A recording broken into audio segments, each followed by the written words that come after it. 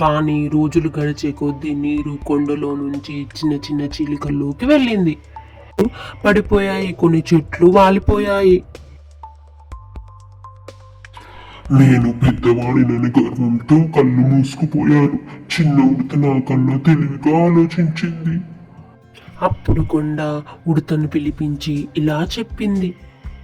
ఉడత, నువ్వు చెప్పింది నిజం. పెద్దతనం కాదు, వినయం, తెలివే, జాగ్రత్తే నిజమైన బలం.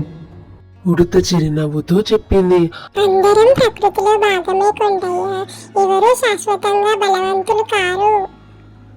ఆ రోజు నుండి కొండ తన గర్వాన్ని వదిలేసింది, చెట్లను కాపాడింది, జంతువులు కూడా ఆశ్రయాన్ని కల్పించింది. అరణ్యం మళ్ళీ ఆనందంగా ఉంది. జీవితంలో ఎంత పెద్దవారం అన్నది ముఖ్యం కాదు, ఎంత తెలివిగా ఆలోచిస్తున్నామన్నదే ముఖ్యం.